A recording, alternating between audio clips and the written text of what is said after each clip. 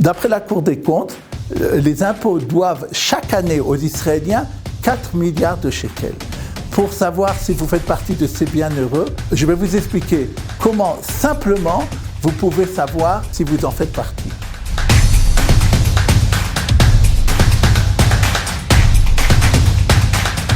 Le gouvernement israélien veut encourager les gens à travailler. Parfois, lorsqu'on commence un travail, lorsqu'on accepte un certain travail, le salaire, ou bien même lorsqu'on est indépendant, ce qu'on va recevoir est très faible. La loi a prévu, dans ce cas-là, ce qu'on appelle la prime de travail. En France, on appelle ça l'impôt négatif.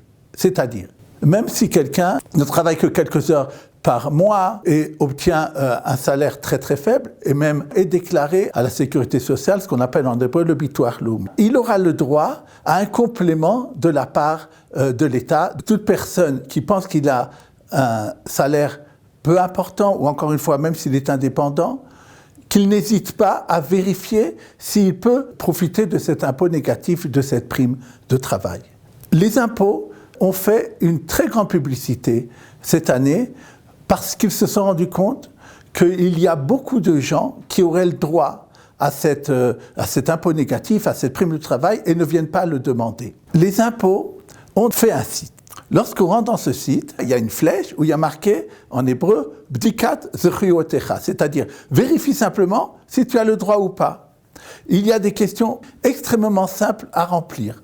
Votre carte d'identité, votre âge. On vous demande est-ce que vous le voulez pour 2021 ou pour 2020. Vous pouvez vérifier pour les 2 années. Pour les Olim qui ne connaissent pas encore l'hébreu, qui a une possibilité de rentrer dans ce site, de le comprendre en français.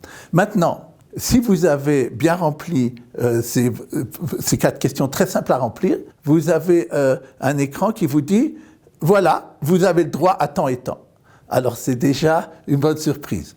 Maintenant, lorsque vous avez cet écran qui vous dit que vous avez le droit à cet argent, vous allez aller à un autre site où il y a marqué « Vous pouvez faire votre demande par informatique ». Il suffit de remplir les questions qu'on vous demande, qui sont qui vous êtes, etc. et dans quel compte vous voulez que l'argent soit versé. Il y a enfin une dernière possibilité, c'est dans chaque bureau de poste, vous pouvez aller là-bas.